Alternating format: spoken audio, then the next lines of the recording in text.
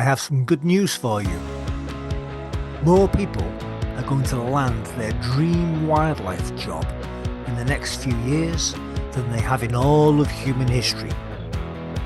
Wildlife vacancies, those that are even advertised, that is, are absurdly competitive. If professional success for you means working with marine mammals, if you do what other successful people do, if you attend every conference, if you network when you're there, if you just don't quit, you eventually get the job.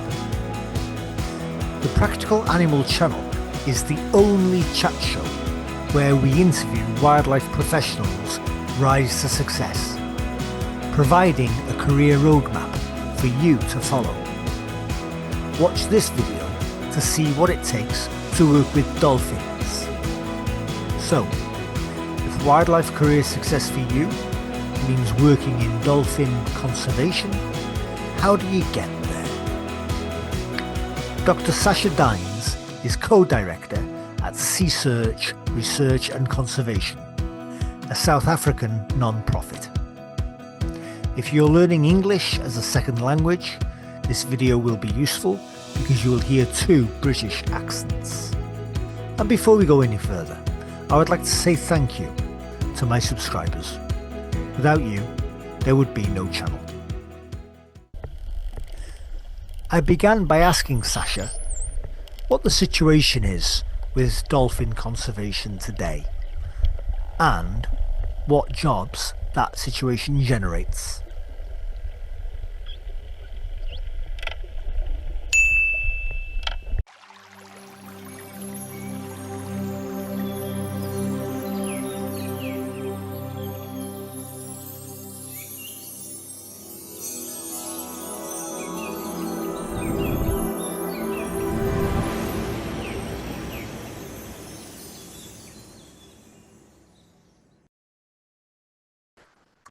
Sasha, brilliant. Yeah. you are a marine mammal biologist and co-director of Sea Search Research and Conservation in South Africa. How would you describe cetacean and shark conservation today? Oh gosh, it's a very dynamic field, and you can be a whole number of roles in it. I mean, you don't have to just be an academic scientist. There's lots of roles for conservationists of all levels. So I think it's a really broad field.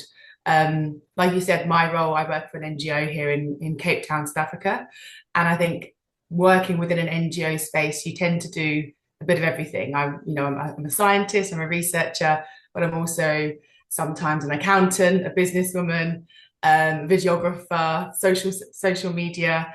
You do a bit of everything, wearing lots and lots of hats, and especially in terms of paid roles as well. You definitely have to kind of expand upon just the one role. So that's why I was drawn to it. Is it's such a dynamic, exciting position to be in. Mm-hmm. And you did your PhD on bioacoustics of humpback dolphins? Yes, I did. Humpback dolphins, not the whales. It's the Mm. lesser known humpbacks.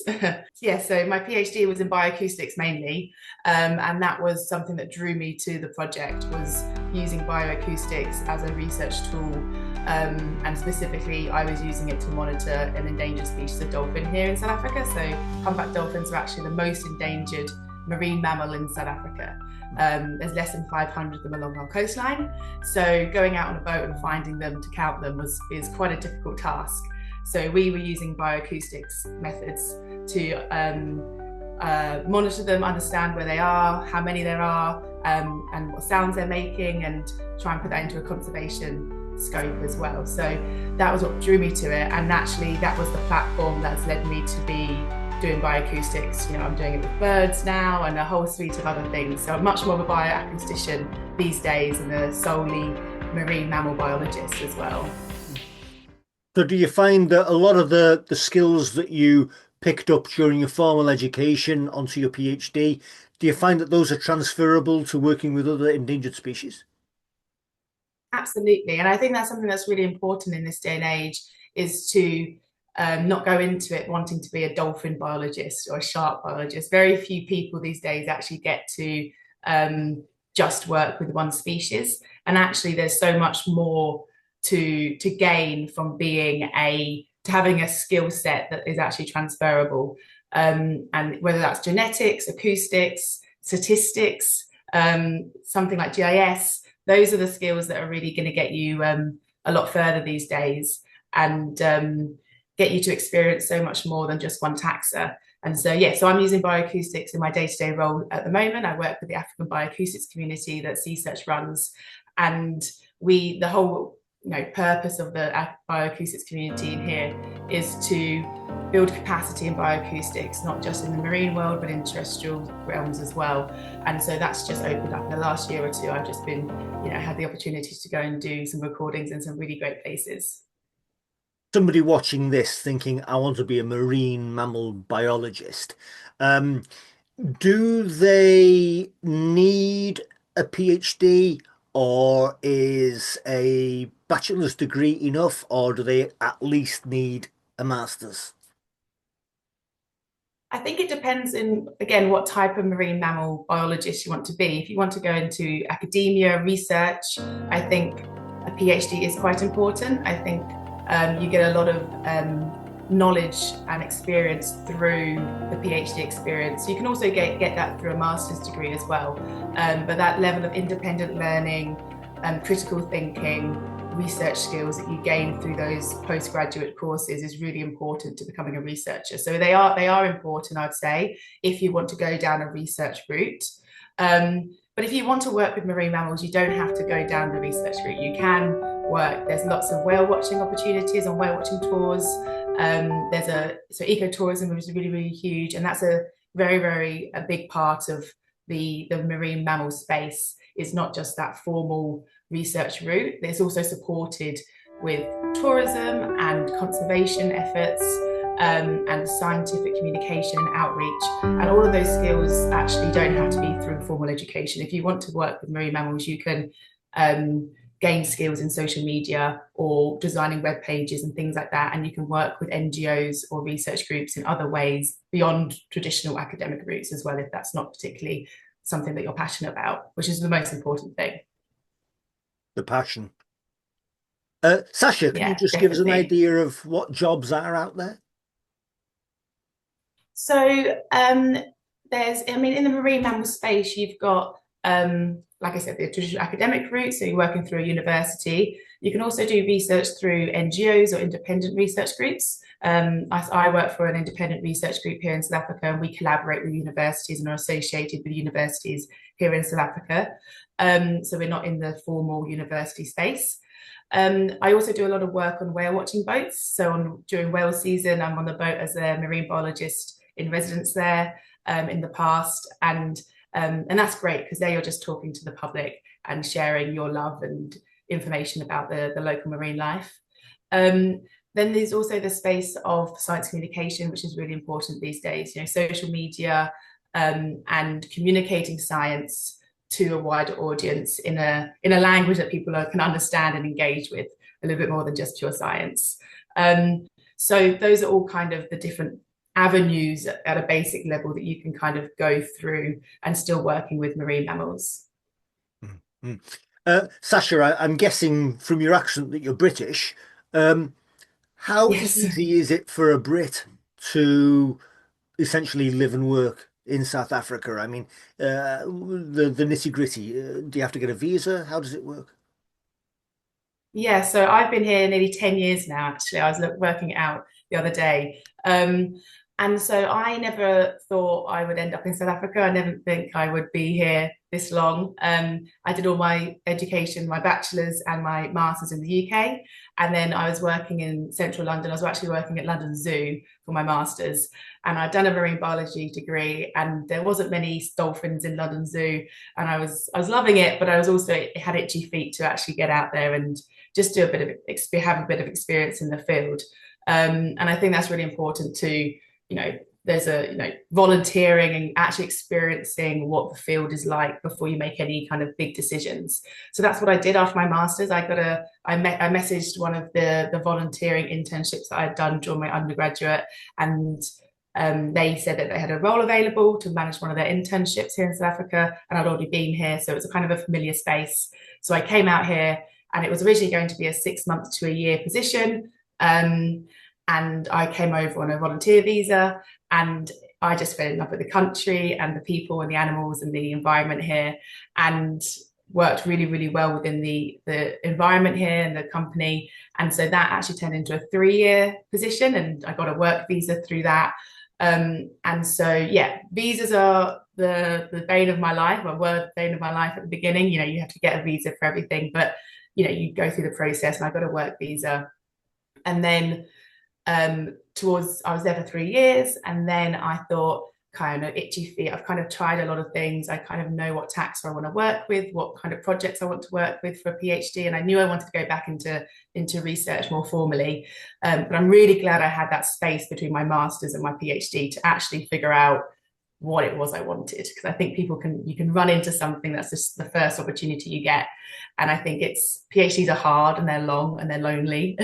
And so you need to make sure it's the right decision for you. So then I started looking, and there was some PhDs here in South Africa that was available, and the one in bioacoustics here in Cape Town. I really wanted to work with the NGO that was running it, and be based in Cape Town, and working with an endangered species in a using bioacoustics and learning that. I hadn't done any bioacoustics up to that point. And so, yeah, so I got a study visa, and again, another visa, and it just kind of snowballed. And 10 years later, I'm still here and have taken opportunities when they've come my way. And it's put me in this fortunate position. Yeah. For somebody who gets offered a PhD, Sasha, did you have any moments? I know that you have to be passionate to do a PhD because it's between 4 and 7 years, 4 years full time, I believe, 7 years part, or depending. But did you ever have any times of of real fatigue or mental exhaustion during your PhD? How did you get over that? Just a few moments. Yeah, I really think you have to think long and hard about those sorts of things. It's a long period of your life. And actually, I remember my supervisor at the time when I first started sat me down and went, "You're going to be overqualified for every job you go into. You're going to be in this niche space." He was really trying to put me off, basically, because he said, it's a very long, tough journey. And if you're doing this for the wrong reasons, you're doing it because you don't know what to do, or you're doing it because you think it's the easy route, or you just want, to have a PhD, then it's probably not the right reasons. And it won't be the best use of your time. And so you need to make sure that the skills you're getting through the PhD are really important. So what are you learning from it? What the project entails, and also who's around you. So are you in a research lab at a university? Are you working with collaborators? What are those people who are going to support you through that process? And luckily, I had a really good support network. I started just before COVID. So COVID kind of put a pause to going into in-person meetings at the university. But I had the lab at the university, and I also had the NGO. It was kind of like a dual PhD agreement. And yeah, it was a really kind of supportive network that I had around me. But even having said that, there was times when, especially towards the end, you've just got to knuckle down and sit by your laptop for 10 hours a day, every day, and just churn it out. But you will get to the end of it. That's what I kept telling myself. And I did eventually. And the sense of accomplishment is really high. But it's that work ethic. I think you can't teach work ethic. You can't teach the dedication to something, and you've got to start passionate and then end with some grit. Well, congratulations on getting the PhD. Thank you. Thank you. Sure, 10 hours behind a keyboard for 4 years would absolutely kill me. There we are. Yeah. So all that said, Sasha, given your current job as a marine mammal biologist, do you do it for the satisfaction, the recognition, or the dosh? Definitely not the dosh. Definitely not the recognition. You've got to do it because you get up every day and you're enjoying it. You live to work, very much so. I've got friends who are back in London who I've known since childhood, and they are in offices, and they are, working for the weekends, and that's absolutely fantastic for them. But this is a 24-hour-a-day job. There's not really set hours, but it does mean if there's a grant deadline at midnight, you're there till midnight churning it out, and it doesn't matter if it's a Friday night or a Saturday night or a Sunday. So it's a vocation, very much so. But there is an element of, and especially as I've kind of in the last few years, kind of post PhD, kind of figured out the spaces that I want to be part of and what kind of science I want to be a part of. The satisfaction comes from, I've done a lot of work continued my work with endangered species, humpback dolphins, and using the science that I put together or the research I did for my PhD, that's now gone into kind of working groups and conservation species recovery plans. And that's the part of it that's really rewarding, is actually seeing people come together and the science being put into practice. And that's something that I'm really enjoying in the last little bit of my career so far, is the action plans coming out of the science. And that satisfaction is what you do this for, really. Sasha, what's your most treasured possession in your field kit? Gosh, I'm going to say my mobile phone, but not for the reason you might think.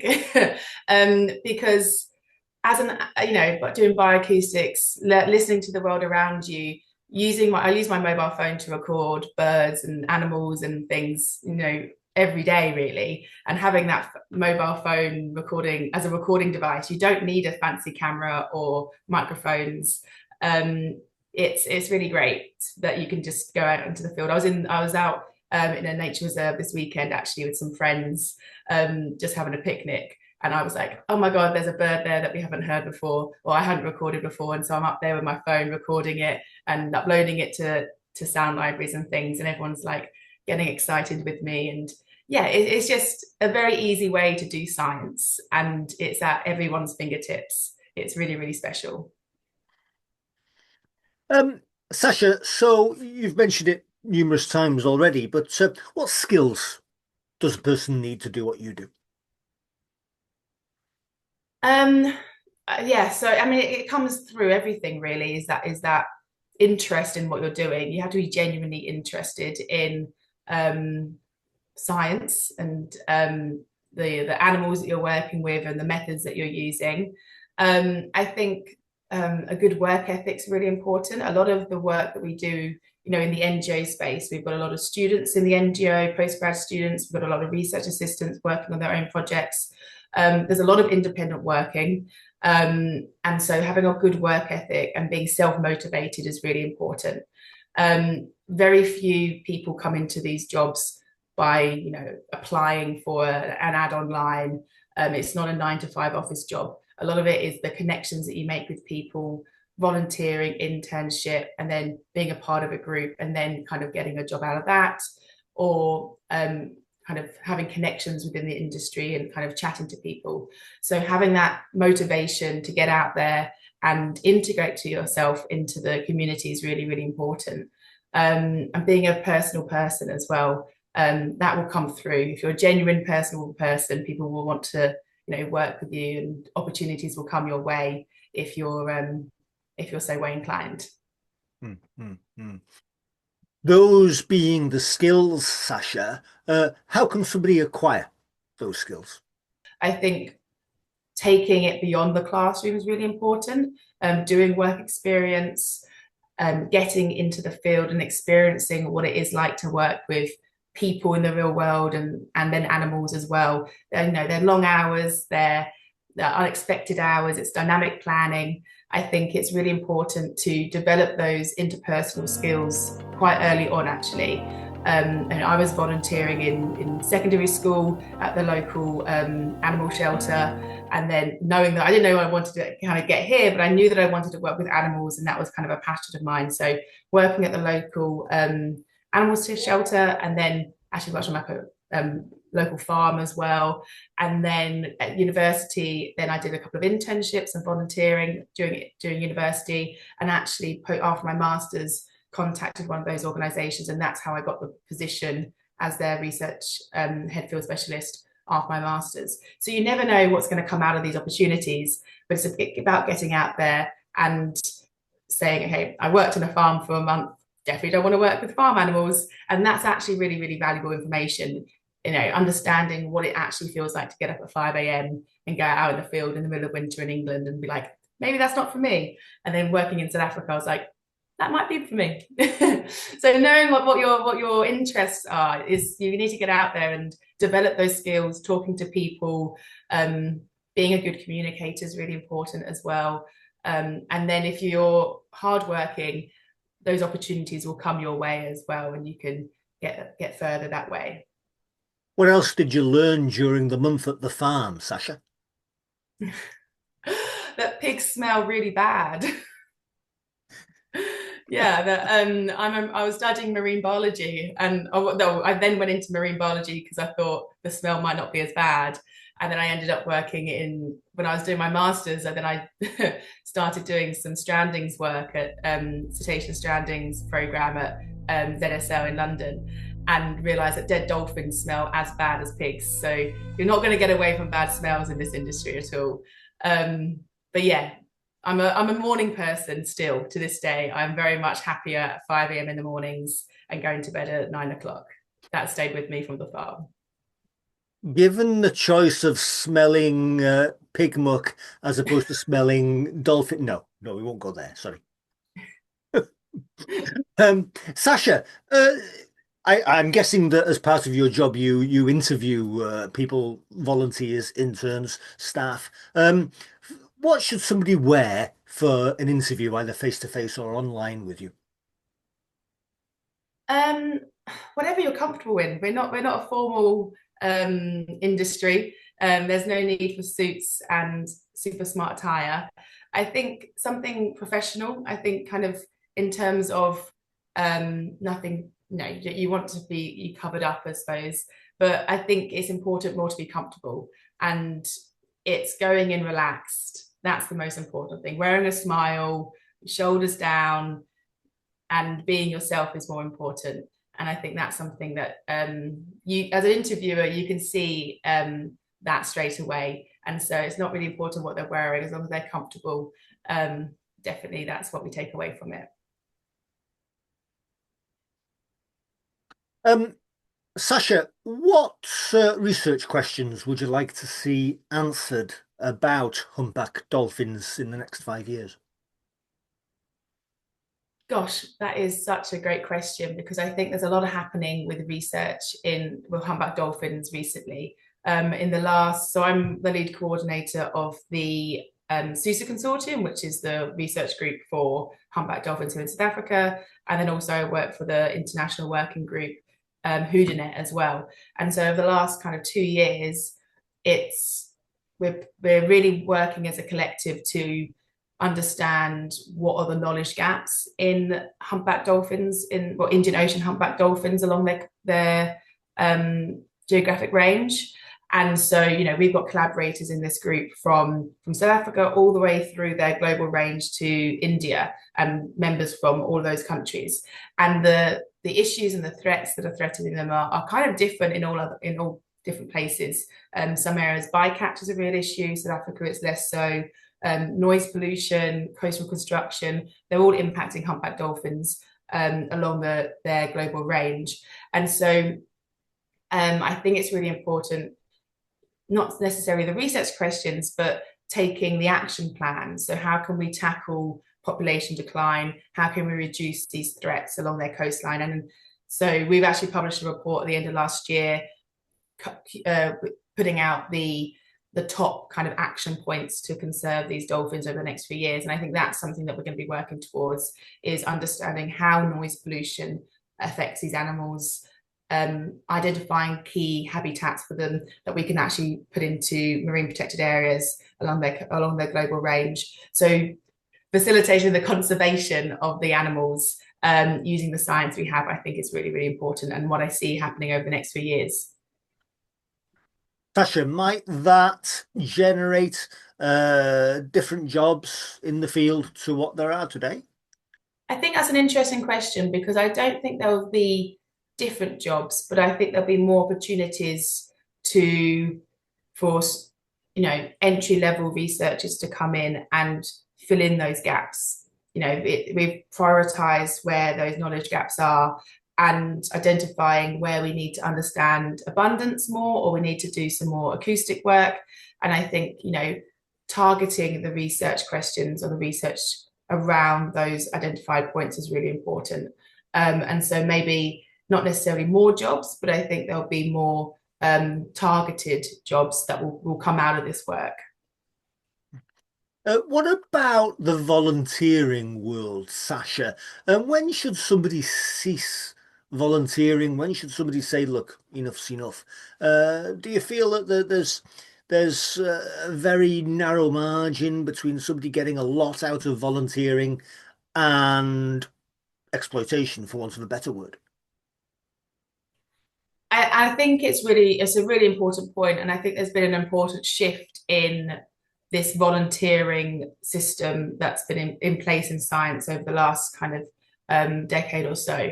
I still think it has an important role to play, but I think people are becoming a little bit more engaged with what type of experience they're getting out of it, and I think that's really important. I think, going into some sort of volunteering, you need to make sure that you are not a detriment to yourself in terms of time and money. You can do it alongside studying, or it's something that you can do alongside a job. We all need to earn a living. And I think the type of volunteering you do, you need to make sure that you're getting something out of it. The skill set you're gaining is legitimate, and that you're actually going to be gaining X, Y, and Z out of the experience. There's a lot of opportunities out there just to, go and have some fun on the water. And that's, as a gap year. And I think that's, for some people, that's all they want, gap year experience, a little bit of work in one of these, around the world, there's opportunities.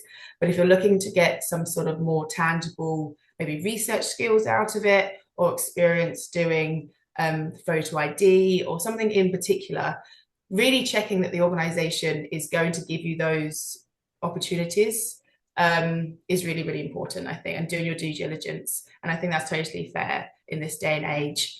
And I'm still, I still volunteer.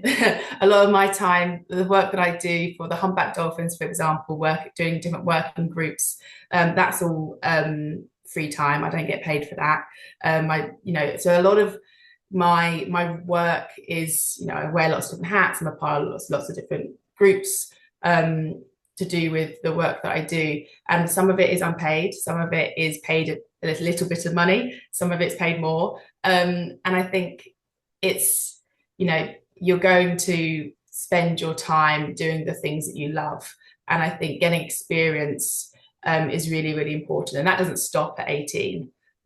You still have to, there's not a lot of money in this industry and things. And so actually working down different routes is really, really important. Sasha, for somebody who wants to go down the research route and kind of mirror your career, really become a marine mammal biologist, where do our knowledge gaps lie with sharks and cetaceans? Oh gosh. So It's a bit early in the morning for there's that question, isn't it, really? yeah. I think I'm going to go back to something I said earlier on, in the fact that there's always more to learn. And I think what's important is you're doing something that you're interested in. And there's always questions we can ask. And, that's one of the most exciting things about working in this industry, is that, you find out one thing, and then you're like, okay, well, that leads on to another question that we don't know. So it's really, really ever changing, and we're constantly finding out more things. But in doing so, there's just more things to kind of find out. And so it's more about finding a space in which you're passionate about and want to learn more about. For example, I was working with Humpback Dolphins, and there hasn't actually been any acoustic work on Humpback Dolphins in South Africa prior to my PhD. There's been very, very little on Humpback Dolphins around the world, really. And so at the beginning, it was just what sounds do they make? How do they communicate? And then actually, once we were getting the answers to those, it was like, okay, well, in what environments were they doing it? And then in what circumstances were they making these calls? And was that the same as the bottlenose dolphins were using them and comparing them to other species and things? So it's a bit of a snowball effect, but it's very much one of the most exciting parts of science is finding out things, I think. Terrific, terrific. Which logically leads us on to the next question, which is, can you suggest a research project for somebody watching this? The best way to come up with a research project is to look at what is out there already. What science has been done for other species, or what is something that has been worked on in a similar species or in a similar field. And then it's okay, well, I'm actually interested in that species. Do they call in the same, I'm going to use an acoustic reference, but do they make similar sounds to that species, or do they use sounds in a similar way, or how do they communicate? What's the function of those sounds? And I think that's kind of the best way to come up with research questions, is to look at what's already out there, and reading and keeping up to date with the latest research is really one of the most important things when coming up with research questions. Yeah, I can't say something for certain in terms of actual subject, but I think that's the best way, is to read a paper every morning, get up with your coffee, see what's out there, see what's published recently. And also some of the best advice I was given from my supervisors was, don't stick to what you know. So is actually, I was working with dolphins for my PhD, but I was reading a lot about birdsong. A lot of what we know about dolphins and how they communicate started from the birding world and how birds communicate, and that was translated across to other taxa. So it's about broadening your knowledge, not just staying in that narrow lane of what you think you want to know. Being inquisitive. 4 years of doing this, about 300 interviews, and I think that's the best answer I've ever had. Thank you so much. Oh, Sasha, and to round up, what advice can you give, careers advice that is, to somebody who wants to be you? gosh, I get this question a lot actually, because a lot of people look at, the term marine mammal biologist and think, wow, you must have some great stories, or your life must be exciting. Are you on the boat every day chasing dolphins and things like that? And I think it's my day-to-day life is like pretty much everyone else's. I'm sat answering emails and writing reports, and it's understanding the reality of the job as well. Of course, there's some fantastic moments, and I have, been able to at this point in my life, a year or two post PhD, work in the NGO sector and carve out this kind of like little dream position to be in. But it's hard work, and it's not. I don't think I've ever applied to a job advert in my life. I don't think I've ever kind of turned up to a formal interview in an office. But I think what I have done is I've talked to a lot of people. But I think it's really important to work really hard. I think that's what the message I want to get across is, I've waited tables, I've worked in restaurants to save up money for university and to pay for flights and things like that. So I think it's the career advice to give is that you need to work very, very hard, as in most careers, but show that passion, show that work ethic, read a lot, be interested in the subject. That work ethic will run out if it's not through the right mediums, I suppose, and understand that there's a lot out there that you can be doing, and it's not just a turn up kind of clock in, clock out. No 2 days are the same, and I think it's really important that the realities are that some days I'm doing accounts, some days I'm grant writing, some days I'm doing the science, I'm publishing some papers. But then on top of that, I'm also kind of doing a lot of teaching at the moment and trying to put on some conferences. And there's so many things happening that it's such a dynamic role that it's busy, it's ever changing, and it's you don't just turn up and get paid. It's juggling plates, and I think that's something that is really, really important to understand. Sasha, is there anything that you'd like to add? I think something that I'd like to add is that obviously working within the NGO space, CSearch is what I do on a day-to-day basis. But something that we run is the African Bioacoustics community, and I really want to stress how fantastic that kind of community has come together. And I want to just kind of give that a little plug if I can, because it's been running since 2018, and back in 2018, acoustics, understanding the underwater world via sound was quite early days. It was very, very expensive equipment, and there wasn't a lot of science happening, wasn't a lot of access for people. And so over what we've seen the last 5 years is it is easier to go underwater, sorry, not go underwater, to record underwater, and equipment is a little bit more affordable for people these days. And we're seeing a real boom in people using bioacoustics as a method to collect data and do research, which I think is fantastic.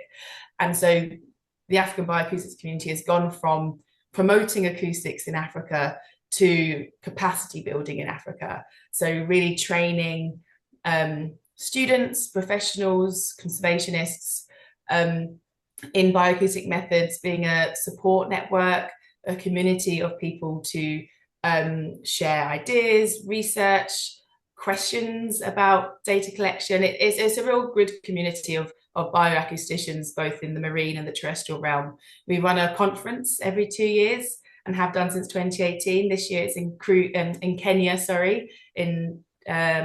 at the end of this year, and that's very much workshop focused for early career scientists and young researchers to come and learn some basic skills and to hone their skills. And we also run some training in Kruger as well, with a scientific research group up there. So there's lots of training that we're doing. We're lots of capacity building, conferencing, and I just think it's a real strength to come out of South Africa and reflecting the whole continent, is that bioacoustics is becoming a real kind of exciting industry to be in. Thank you so much, Dr. Sasha Dines, marine mammal biologist, and you are the co-director of CSearch Research and Conservation in South Africa. Thank you so much, Sasha. Thank you for your time.